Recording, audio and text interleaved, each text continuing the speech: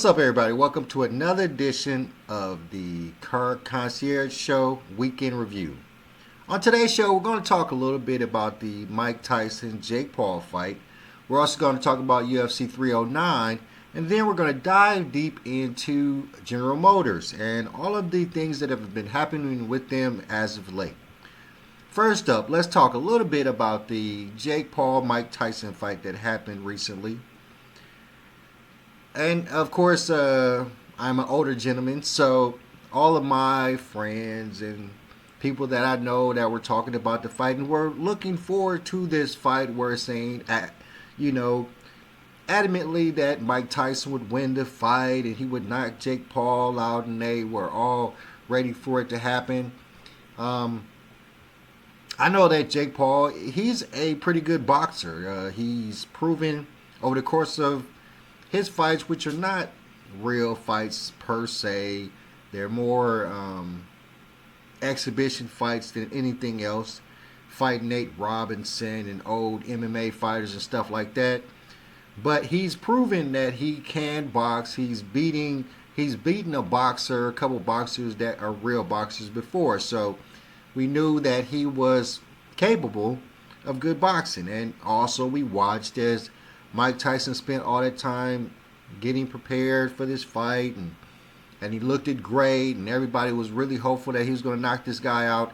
And I personally didn't knew that it wasn't going to go that route. I've heard stories that this whole thing was scripted and all that kind of thing, which I didn't really care. My biggest thing was that I didn't want Mike Tyson being over almost 60 years old to get hurt. That was a big thing for me. Ultimately, like everybody else, I hoped that Mike Tyson would knock the gentleman out. But it was what I thought it was. Most people were really upset about this fight. I was not. I saw a good back and forth between Mike Tyson and Jake Paul. I was impressed that Mike Tyson didn't get knocked out or get hurt, or that it was the scripted thing that they told me it was. I heard a story that it was scripted and Mike Tyson was going to get knocked out in the 6th round. But all in all, it was exactly what I thought it was. I did not think that it would be some great outstanding fight. I didn't think that I didn't really think that Mike Tyson would knock Jake Paul out because of the age difference and the degradation of the body. Let's face it. You get up to that age, it's harder to move around. So the really impressive thing was the fact that Mike Tyson was able to stay in the ring with this guy for 8 rounds, fighting with this guy for 8 rounds, and finish the fight and still be standing when it was over. So that's what I found extremely impressive. And I'm not going to sit here and be mad about it. I thought that it was great, and I'm glad that Mike Tyson got him some money off of this, and it was a beautiful thing. So kudos to both Mike Tyson and Jake Paul. They put on a show, and I don't really think anybody has the right to be mad about what happened in that event. So, next up, we're going to talk about the UFC. Of course, the UFC. And they had a fantastic UFC 309 event yesterday. Main card was Jon Jones against Stipe Miocic. And of course, the fights leading up to it were great. The 3 main fights, that we always cover, were fantastic fights. We got to see Paul Nickel go against Craig. That was a great fight. It was real back and forth for a long time, but Nickel showed, even though he's a new guy, he's only been in MMA for a couple years, he showed a great dominance. He really took it to Craig. And it was a moment in this fight where Craig really started talking crazy. And you could almost see is that when Nickel started to amp it up. He didn't start talking crazy back to him. Guys started talking crazy to him. And you always notice that when people start talking crazy to you, they start getting animated and their fight stances get animated, and the punches that they throw get animated. So this is pretty much what happened with Craig, and Nickel just took advantage, started hitting him with a lot of good shots. But they, of course, they stayed on the feet the majority of the time. Mostly punches and kicks, not too much groundwork, but he dominated him, just kept on punching him until, it was unanimous. I didn't see a real moment where Craig was the guy in the fight, but yeah, Nickel just pretty much dominated, and I think I see a great future for Nickel in the UFC. So, next fight, of course, Charles Oliveira against Michael Chandler. That was a great fight.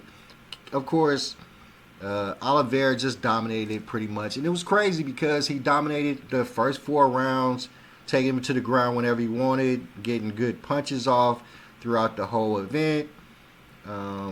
Just, trying to submit him every time he could. Pretty much tried to submit him every round except for the 5th round. In the 5th round, Michael Chandler turned it up, and it looked like he might get a chance, but of course in that round, for him to win, he would have had to knock Oliveira out, which is of course one of the hardest things to do with Oliveira. Is just too stringy, too strong, too precise with his moves. So it was a great fight, but in the end, Oliveira took it, and Chandler was still there to sit there and say that he plans to fight Conor McGregor. I don't know how you can call somebody out after you lost a fight, but okay, we'll let that slide. And of course, the main event, Jon Jones against Stipe Miocic. And this was just, this, I'm going to say this. This fight kind of had me feel the same way I felt about the Tyson-Jake Paul fight. And I say that because Stipe Miocic had been off for 4 years, guys. You cannot be off for 4 years and then step into the ring with a guy like Jon Bones Jones. It's just not a smart thing to do. Literally, this fight should have been over in round 1 when Jon Jones was just dropping elbows to Stipe's head. He got saved by the bell, and it was just downhill from there. For the only real way for Stipe to win this bout was for him to knock Jon Bones Jones out, and that was going to be a hard sell anyway. So Jon Bones just kept on chopping away at him.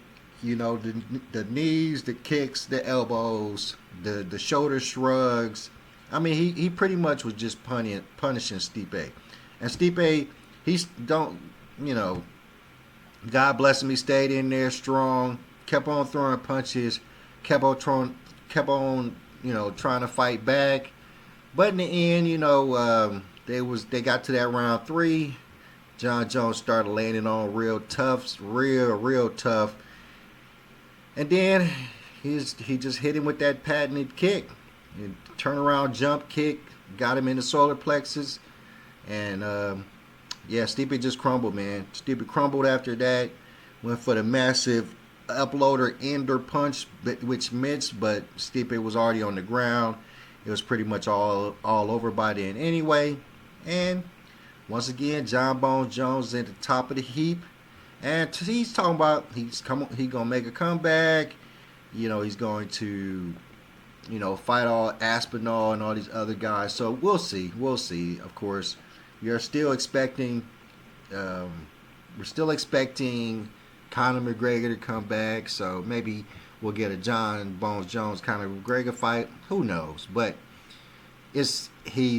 Jon Bones Jones is taking over the heavyweight title, and we just got to see who's out there who can take it from him. It's not a lot of guys who can handle him, and that's just a fact. So, all right, so let's jump into some serious stuff.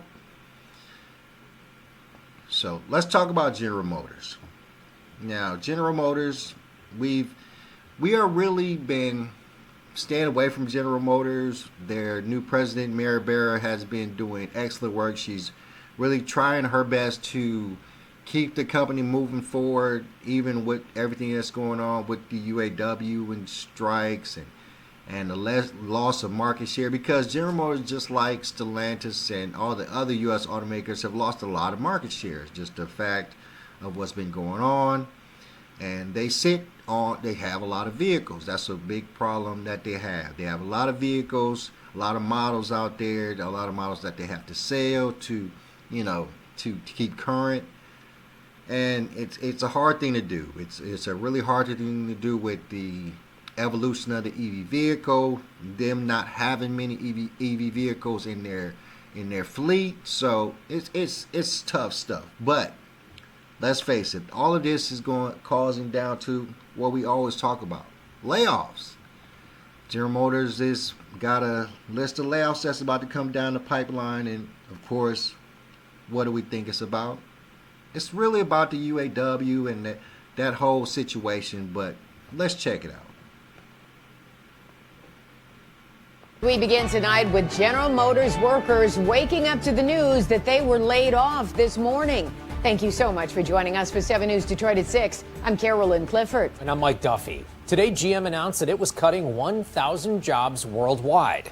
But over half of them are located right here in Southeast Michigan. It is the latest blow to GM workers who previously saw 1,000 employees in their software department get laid off back in August. And in September, 1,700 workers were laid off at a Kansas manufacturing plant. Well, tonight, 7 News Detroit reporter Sarah Michaels is speaking with an auto expert about why these layoffs likely happened, who is affected, and if we're likely to see more. 507 people here at the tech center in Warren were among the 1,000 laid off by General Motors on Friday. We're told that many were notified by an early morning email. The announcement came out very early this morning. Automotive analyst John McElroy tells me one of his own friends is among the 1,000 General Motors workers laid off Friday morning. He got an email at 5:07 a.m. telling him he was no longer with the company. This is a guy that's been there for quite a few years. I'm sure a lot of other people are going through that. Among the 1,000 workers, most are white collar, some employed at the Milford Proving Grounds, over 500 at the Warren Tech Center, and some are UAW members. UAW Vice President Mike Booth issued this statement to 7 News Detroit. GM is trying to cut around 50 UAW jobs when they're making record profits. We will fight for our laid-off members with the full force of our contract. The fact that they laid off 1,000, that's a nice round number, chop. To me, this is about cost cutting. And, General Motors can probably save a couple of $100 million by getting rid of 1,000 people. General Motors, Of course, it's about, it's of course about saving money. And the UAW is the problem.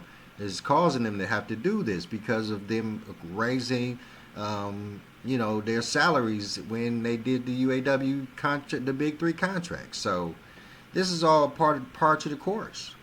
did issue this statement to 7 News Detroit saying, in order to win in this competitive market, we need to optimize for speed and excellence. This includes operating with efficiency, ensuring we have the right team structure, and focusing on our top priorities as a business. When a company says it needs to stay competitive, what it's really saying is we need to cut cost. And that's what this is all about. It's the second round of layoffs from General Motors in the past few months. In August, the company cut over 2,000 jobs. General Motors says they have approximately 163,000 employees worldwide and over 51,000 here in Michigan. McElroy says for that reason, losing 1,000 employees may not be a big deal to the corporation, but it most certainly is to those who lost their livelihood Friday. Do you think that we'll be seeing more layoffs? I don't think we'll see more layoffs from General Motors, but we probably will see more layoffs from other car companies. In Warren, Sarah Michaels, 7 News Detroit. All right, Sarah, thank you so much. He's wrong. There's going to be layoffs with GM as well as layoffs with other automakers, and it's inevitable. No automakers right now, with the loss of market share that they're dealing with, going to be able to sustain the uprising cost that was caused by the Big Three contract that they put into effect a couple of months ago. And that's going to cause a lot of people to lose their jobs. It's just the way it is. And the UAW should have foreseen that when they were in cahoots or in contract talks to get all this money for these workers only for a short time, because they got all this money, they got all these raises, and then they all started getting laid off left and right, every one of them. the majority of the people that got massive raises got laid off.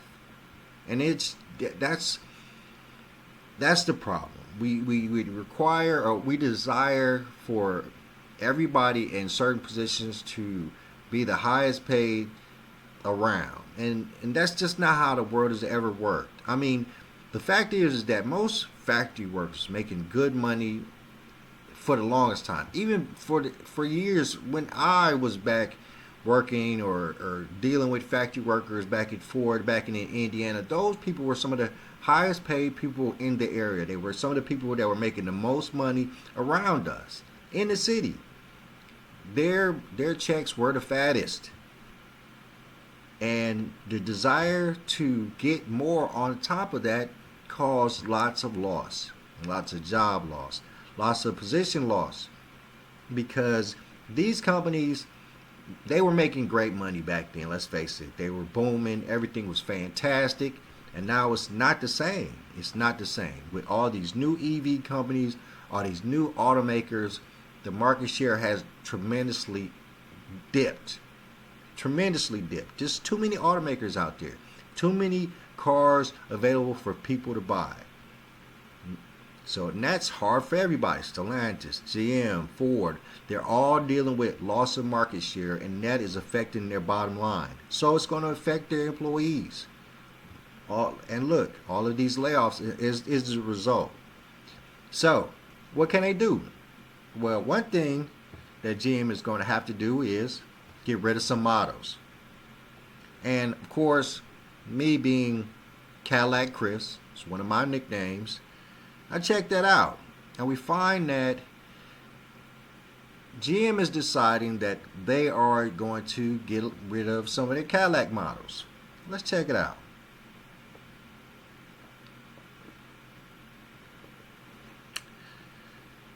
And this is from AOL.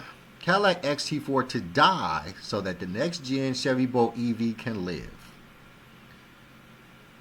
After a seven model year run, Cadillac's smallest SUV will reach the end of the line. Cadillac has confirmed the CD that it planned to end production of XT4 in January 2025 at General Motors Fairfax Assembly Plant in Kansas City, Kansas. The move comes as GM prepares to shift production at this facility to the upcoming second generation Chevy Bolt EV, scheduled to start production in 2025. The Fairfax plant also previously built the Chevy Malibu sedan, which ended production this month. See, that's two vehicles that they are getting rid of. The Chevy Malibu sedan and the Cadillac XT4.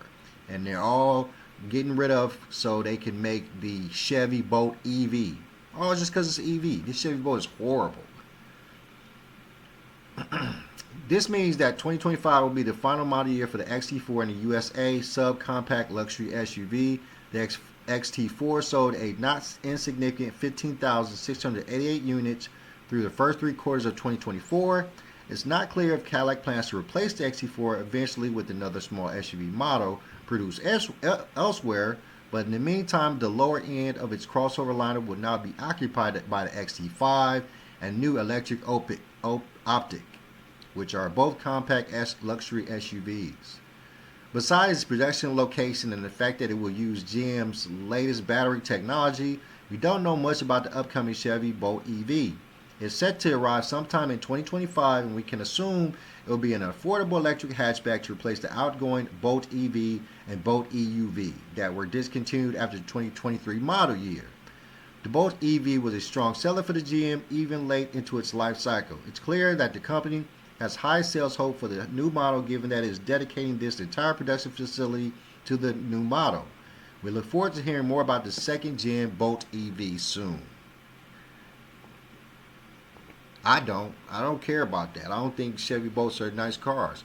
Matter of fact, hold on. I got another story real quick. GM recalls some Chevy Bolt EVs for a second time. General Motors Company, and this is from Bloomberg from the 5th. General Motors Company is recalling some Chevrolet Bolt battery-powered electric cars because they are at risk of catching fire 3 years after a large callback of all electric models for a similar hazard. Latest action targets 107 boats for the 2020 to 2022 model years, the company said in documents posted Tuesday on NHTSA's website. That's a fraction of the 142,000 boat models that were subject to a previous call due to a battery flaw. The two recalls are related. A software glitch was triggered by a malfunction in the software programming tool during servicing for the prior recall, the NHTSA document said. This might fail to notify drivers of defective battery parts that need to be replaced according to the filing. The move comes as GM shifts its approach from one-type-fits-all battery strategy for its EVs. See? And this just goes to show you that even as they continue their shift to EV model vehicles, they're going to continue to have massive problems with these EV vehicles because they haven't spent as much time in the research and development as they should when it comes to these vehicles. They can't, because they have to get them out. They have to get them out to the market. They have to get them out to the people because they know that there's a big push for people to buy EV vehicles. And if they don't have any EV vehicles for people to buy, they're going to lose in that market share. I talk a lot about market share because it is the big thing. I mean, with all of the new model cars out, the BYDs, the Lucids, the Polestars, the VinFast, the Fiskars, all these vehicles are taking up some position of market share when it comes to the sale of these vehicles. So these massive U.S. companies with tens of hundreds of models are suffering. They can't sell all these models. And what's going to happen is that all of them are going to have to break it down to a specific line of model vehicles that they're going to sell, which means they're going to get rid of a lot of model vehicles. And when that happens, what else is going to happen? They're going to have to close the factories that these model vehicles are being made at. It's not, and just lose those jobs. And that's, of course, that's all we care about. That's all we're thinking about is the fact that the U.S. automakers are losing so many jobs. People are losing so many jobs. 1,000 jobs. 500 in Michigan. Michigan is suffering so bad when it comes to jobs and U.S. automakers, when it comes to Stellantis and GM. I honestly have to say that if you live in Michigan and you are an automaker and you work in the auto industry anywhere in Michigan, you need to get out. You need to find something else. You need to go back to school while you're still at work. You need to start advancing yourself because the automakers in Michigan are just closing up shop left and right. 1,000 here, 1,000 there. Over the course of the last couple of months, I can swear forward that it's been over 50,000, maybe 100,000 layoffs when it comes to factories in Michigan. I know. Look, we talk about this every week. We know it's true, and that's the problem. So we can just sit here and we will continue to say that we hope that this is going to change.